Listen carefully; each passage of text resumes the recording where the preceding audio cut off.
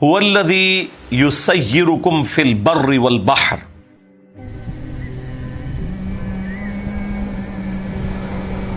وہی ہے جو تمہیں سیر کرواتا ہے خشکیوں میں بھی اور سمندروں میں بھی۔ ظاہر ہے کہ یہ اللہ تعالیٰ کا ایک فزیکل فینومینا آف نیچر ہے کہ آپ ٹریولنگ کر رہے ہیں۔ اگر اللہ تعالیٰ گھوڑوں کو، خچروں کو، گدھوں کو، جانوروں کو، اونٹوں کو مسخر نہ کرتا انسان کے لیے، کہ ایک چھوٹا سا بچہ بھی آپ دیکھیں، اتنا بڑا اونٹ ہے، اس کی نکیل اس نے پکڑی ہوتی ہے، وہ پیچھے چل رہا ہوتا ہے، بچہ کیا، بچے کا ابا بھی شاید کوئی نہیں اس کے مقابلے پہ، لیکن اللہ نے مسخر کر دی ہے۔ اوبیڈینسی ہے ان کے اندر، گھوڑوں میں اوبیڈینسی ہے، تو یہ اللہ نے مسخر کیے ہیں۔ پھر ان کو اللہ تعالیٰ نے طاقت دی ہے کہ وہ اپنا بوجھ اٹھا کے آپ کو بھی اٹھا کے چل سکتے ہیں۔ پھر ریگستانی سفر میں اونٹ 1 مہینے تک بغیر پانی پیے بھی چل سکتا ہے، اتنی اللہ تعالیٰ نے اسے طاقت دی ہے۔ تو یہ اللہ ہی سیر کروا رہا ہے نا خشکیوں میں۔ اسی طریقے سے اگر فورس آف بوئنسی، قوت اچھال جو پانی کے اندر موجود ہے وہ نہ ہو تو بحری جہاز تو نہیں چل سکتے۔ بحری جہاز کیوں تیر رہے ہیں سمندر کے اوپر؟ کہ سمندر کے پانی نے اس وزن کو اٹھایا ہوا ہے، اور لاکھوں ٹن وزن کے، ہزاروں نہیں سرکار، لاکھوں ٹن وزن کے بھی بحری جہاز موجود ہیں۔ ایک سوئی تو ڈوب جاتی ہے، بحری جہاز نہیں ڈوبتا۔ ظاہر ہے کہ اس کو ڈیزائن کیا جاتا ہے اس اعتبار سے کہ اس کا سرفیس ایریا اتنا ہو کہ پانی جو ہے وہ اس کو اٹھا سکے۔ اگر وہ سرفیس ایریا کم کر دیں گے تو وہ بھی ڈوب جائے گا۔ تو یہ اللہ تعالیٰ ہی سیر کروا رہا ہے، اور یہی قوت اچھال اللہ تعالیٰ نے ہوا میں بھی رکھی ہے، جس کی وجہ سے آپ کے ہوائی جہاز اڑتے ہیں۔ اگر وہ ختم ہو جائے تو ہوائی جہاز دھڑم سے نیچے گر پڑے۔ اور ایئر پاکٹس آتی ہیں، چائنا ٹریولنگ کے دوران بھی 1-2 دفعہ ایسی ایئر پاکٹس آئیں، یہ مجھے خود تجربہ ہوا ہے اس حوالے سے۔ وہ جہاز جو ہے وہ سینکڑوں فٹ ایک دم نیچے آ جاتا ہے۔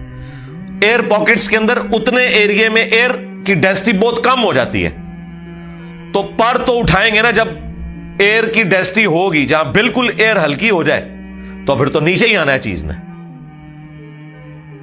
اس لیے وہ پہلے ہی اعلان کر دیتے کہ آپ سیٹ بیلٹ باندھ لیں، ورنہ اب جہاز اس طرح جا رہا ہے، اچانک ایئر ایسے ایریا میں گزرا ہے کہ جہاں ایئر ہی نیچے کو نہیں ہے، تو آپ سمجھ لیں آپ نے ٹائر ہی نکال دیے۔ زمین پہ چلنے والی گاڑی کے ٹائر ہی نکالیں تو دھڑام سے نیچے ہی گرے گی نا، اور وہ تو بلندی سے نہیں، تو جہاز اچانک ایک دم، وہاں آپ کو وہ ریڈنگ میں بھی نظر آتا ہے، ایک دم نیچے آتا ہے جہاز۔ اور اگر وہ زیادہ دیر ایسا ہو پھر کانپنا بھی شروع کر دیتا ہے، اور بعض کا اتنی شدت سے کانپتا ہے کہ لگتا ہے کہ ابھی اس کے پر بھی ٹوٹ جائیں گے۔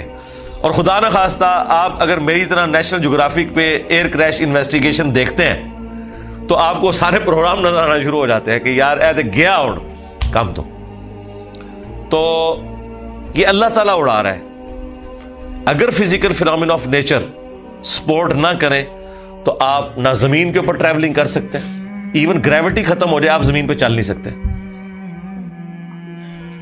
یا گریوٹی کی جو فورس ہے اس میں تبدیلی آ جائے تو آپ سموتھلی نہیں چل سکتے۔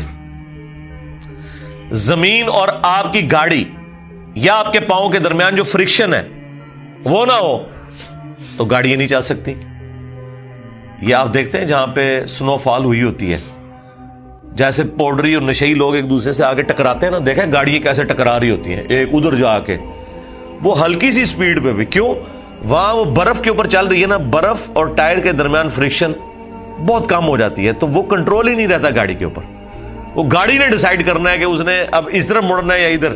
آپ بے شک اس کا سٹیئرنگ سامنے بھی رکھیں، وہ کسی طرف بھی جھوم جائے گی۔ اس لیے پھر وہ برف والے ایریا میں اس کے اوپر زنجیر لپیٹی جاتی ہے تاکہ زیادہ ریزسٹنس آئے اس کے اور برف کے درمیان، وہ چل سکے۔ تو یہ اللہ تعالیٰ ہے سیر کروا رہا ہے۔ یہ نہ سمجھیے گا کہ جہاز جو ہے وہ اڑ رہا ہے انجن کی وجہ سے، یا بحری جہاز جو ہے وہ انجن کی وجہ سے چل رہے ہیں، یا گاڑیاں انجن کی وجہ سے چل رہی ہیں، نہیں۔ جب تک فزیکل فینومینا آف نیچر ساتھ سپورٹ نہ کرے، سائنس کی ایک انوینشن بھی پاسبل نہیں۔ مجھے بتائیں، پیٹرول کو آگ لگانے سے پیٹرول کی انرجی نہ نکلے، یا کبھی نکل آئے کبھی نہ نکلے، تو کیا دنیا کی کوئی گاڑی پیٹرول پہ چل سکتی ہے؟ یعنی اگر پیٹرول یہ ڈیسائیڈ کرے کہ ہاں آج میں نے اس میں سے آگ نکالنی ہے اور آج نہیں نکالنی، تو آپ پلان کر کے بیٹھے رہیں، وہ ہر دفعہ آگ نکالے گا اتنا اوبیڈینٹ ہے پیٹرول تو ہر دفعہ آپ انجن اپنا سٹارٹ کر سکتے ہیں. ورنہ اگر یہ وہ ڈیسائیڈ کرے کہ اس دفعہ میں نے آگ دینی ہے اس دفعہ نہیں دینی, تو آپ دنیا کا کوئی کام نہیں کر سکتے. کوئی انوینشن بھی نہیں ہونی تھی. انوینشن کی بنیاد ہی اس بیس کے اوپر ہے کہ آپ بار بار اپنے معاملات کو ریپیٹ کریں گے, وہ اسی طریقے سے چلیں گے. آج تک آپ نے سنا ہے کہ ایک کسائی نے چھری تیز کی ہوئی ہو اور وہ جانور کی گردن پہ رکھے اور چھری آگے سے چلنے سے انکار کرتے؟ نہیں. یہ تو ہو سکتا ہے وہ اتنی تیز نہ ہو اور چلنے میں مشکل کرے, لیکن جب تیز ہو یہ ہو ہی نہیں سکتا نہ چلے, ورنہ تو یہ سائنس پاسبل ہی نہیں ہے نا. وہ ہر دفعہ چلے گی. اس طرح جو ٹوکا رکھا ہوا ہے, علماء والا ٹوکا نہیں, یہ جو کسائیوں والا ٹوکا, وہ انہوں نے تیز کیا ہوتا ہے. وہ جتنی دفعہ مارتے ہیں گوشت کے اوپر, گوشت 2 ٹکڑے ہوتا ہے. کبھی ایسا نہیں ہوتا کہ وہ ٹوکا مارے اور وہ اسے 2 ٹکڑے نہ کرے یا اس کو وہ اس طریقے سے کاٹے نہ, ورنہ تو ٹوکا بنانا ہی نہیں تھا سائنٹسٹ نے. یا ہر ٹوکے کے اوپر لکھا ہوتا ہے کہ 1000 دفعہ چلائیں گے تو انشاءاللہ 1 دفعہ کٹنے کی امید ہے, کیونکہ وہ تو ٹوکے نے ڈیسائیڈ کرنا تھا. سائنس اس لیے پاسبل ہے کہ آپ ایک تجربے کو بار بار ریپیٹ کریں گے, بار بار وہی رزلٹ نکلے گا. کبھی بھی وہ نافرمانی نہیں کرے گا سسٹم. یہ وہ چیز ہے جس کو اللہ تعالیٰ نے فرمایا کہ ہم نے زمین و آسمان کو مسخر کر دیا ہے تمہارے لیے. یہ ہمیشہ ہوگا کہ جب بادل پانی اٹھا کے آئیں گے, آپس میں ٹکرائیں گے تو بارش ہوگی. یہ اللہ نے فزیکل فینومینا آف نیچر رکھ دیا. اور یہ اللہ نے فزیکل فینومینا آف نیچر رکھ دیا ہے کہ زمین میں آپ جب بیج بوئیں گے, اس پہ پانی ڈالیں گے تو کھیتی نکلنی ہے. اگر مجھے بتائیں کھیتی خود ڈیسائیڈ کرے نکلنے کے اعتبار سے, سب کچھ آپ نے ڈالا اور کھیتی نہیں نکل رہی, تو پھر کبھی بھی کوئی کسان محنت نہ کرتا. وہ کہتا یار پچھلی بار بھی کسی نکلے تھے, کچھ بھی نہیں, چھوڑو دفع کرو. دنیا کا نظام چل ہی نہیں سکتا. اس لیے اللہ تعالیٰ اسے اپنی طرف منسوب کرتا ہے کہ ہم ہیں جو تمہیں خشکیوں میں, سمندروں میں, اور اب ایڈ کر لیں ہواؤں میں بھی لے کے پھرتے ہیں. حتی اذا کنتم فی الفلک, یہاں تک کہ جب تم سوار ہوتے ہو کشتی کے اندر, وجرین بہم, اور وہ چلنے لگتی ہے اپنے مسافروں کو لے کر, بریح طیبات, ہوا کو اپنے موافق پاتے ہوئے. یعنی اگلے زمانوں میں آپ کو پتا ہے انجن تو نہیں تھے, تو بادبان والے بڑے بڑے جہاز ہوتے تھے جن کے اوپر ایسے بادبان لگے ہوتے تھے کہ جو ہوا کو روکتے تھے اور اس کو ایڈجسٹ کر کے ہوا کے زور کے اوپر وہ کشتیاں چلتی تھیں. وہ آج بھی کبھی کبھار آپ کو اولمپکس میں مقابلے دکھاتے ہیں. وہ سمندر میں چکے ہوائیں, اچھا یہ دیکھیں اللہ نے ہوائیں سمندر میں رکھی ہوئی ہیں. سمندر میں اگر ہوا نہ چلے, بس جو گیا پھر وہ گیا, کیونکہ خشکی تو بہت کم ہے. آلموسٹ 2/3 تو سمندر ہے. پھر آپ کنارے پہ لگ بیٹھے. یہ ہو گئی نہیں کہ سمندر میں ہوائیں نہ چلیں, ورنہ تو یہ نظام ہی پاسبل نہ ہوتا. اس زمانے میں جبکہ انجن نہیں تھے. آج کل تو آپ چلے کہہ سکتے ہیں انجن آ گئے. وَفَرِحُوا بِهَا, اور مسافر بڑے مسرور ہوتے ہیں, خوش ہوتے ہیں کہ ٹھیک ہے اب ہم سفر کر رہے ہیں, بڑی آسانی سے حالات موافق ہے. جاءتها ریح عاصف, کہ اچانک تیز ہوا چل پڑتی ہے. یہ ہوا بھی اس وقت تک کمفرٹیبل ہے جب تک کہ اس رفتار پہ رہے. اگر زیادہ ہوگی تو چیخیں چھڑا دے گی. ایون آپ یہ ونڈ ملز دیکھتے ہیں جو بجلی بنانے کے لیے یوز ہوتی ہیں, ونڈ ملز, ہوا سے جو وہ گھومتی ہیں اور بجلی بنائی جاتی ہے.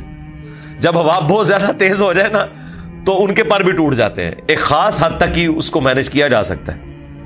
دیکھیں اللہ تعالیٰ کی بنائی ہوئی نعمت بھی زحمت بن جاتی ہے اگر اللہ تعالیٰ اسے ایک خاص رفتار سے زیادہ کرتے. اس کا مطلب ہے ایک خاص رفتار سے کم ہو تب بھی نعمت نہیں, خاص رفتار سے زیادہ ہو تب بھی نعمت نہیں ہے. کتنا انسان مجبور ہے. ہماری اس ایٹماسفیئر کے اندر آکسیجن نائٹروجن کی جو ریشو پروپورشن ہے, یہ اگر کم زیادہ ہو جائے تو ہم سانس بھی نہیں لے سکتے. زیادہ ہو تب بھی نہیں لے سکتے, کم ہو تب بھی نہیں لے سکتے. انسان کتنا مجبور ہے. اچانک ہوا چل پڑتی ہے. وَجَاءَهُمُ الْمَوْجُ مِنْ كُلِّ مَكَانٍ, اور ہوا کے چلنے کی وجہ سے ہر طرف سے بڑی بڑی موجیں آ جاتی ہیں, گھیر لیتی ہیں اس پورے سسٹم کو. اچھا وہ جب ہوا سمندر میں تیز رفتاری سے چلتی ہے نا تو اپنے ساتھ پانی کو چلاتی ہے. زمین میں کیا ہوتا ہے؟ ریگستان کو چلاتی ہے. پورے ریگستان کے پہاڑ شفٹ ہو جاتے ہیں ایک جگہ سے دوسری جگہ, پورے ریت کے ٹیلے شفٹ ہو جاتے ہیں, مٹی کے طوفان آتے ہیں, اور امریکہ میں تو آپ پتہ ہے ٹورنیڈوز چلتے ہیں, پوری آبادیاں ختم کر دیتے ہیں. وہ جو مکان ان کی لپیٹ میں آتا ہے, وہ زیادہ تر تو مکان وہ لکڑی کے بنے ہوتے ہیں, وہ ایسے لپیٹ کے تو پرے پھینکتے ہیں. اب یہی ہوا جب سمندر میں چلے گی تو سمندر کے پانی کو چلائے گی, اتنے بڑے بھنور بنیں گے, ان کے اندر پھر کشتیاں پھنس کے ڈوب جاتی ہیں, اور بڑی موجیں آ کے ہر طرف سے گھیر لیتی ہیں. وَظَنُّوا أَنَّهُمْ أُحِيطَ بِهِمْ, اور بس پھر اب مسافر خیال کرتے ہیں لو جی مارے گئے, گر گئے اس کے اندر. دعوا اللہ مخلصین لہ الدین, تو اس لمحے میں وہ پکارتے ہیں اللہ تعالی کو خالصتاً, اپنے دین کو اس کے لیے خالص کرتے ہوئے ایک اللہ کو پکارتے ہیں. کون؟ مشرک بھی. اس وقت لات منات عزا یہ سارے بت بھی ان سے جاتے رہتے ہیں, اکیلے اللہ کو پکارتے ہیں. اور کیا کہتے ہیں؟ لَإِنْ أَنْجَيْتَنَا مِنْ هَذِهِ, کہ اگر تو نے ہمیں بچا لیا اس مصیبت سے, اس طوفان سے, لَنَكُونَنَّ مِنَ الشَّاكِرِينَ, تو ہم یقیناً تیرے شکر گزار بندے بن جائیں گے. بس ایک چانس اللہ تعالیٰ دے دے.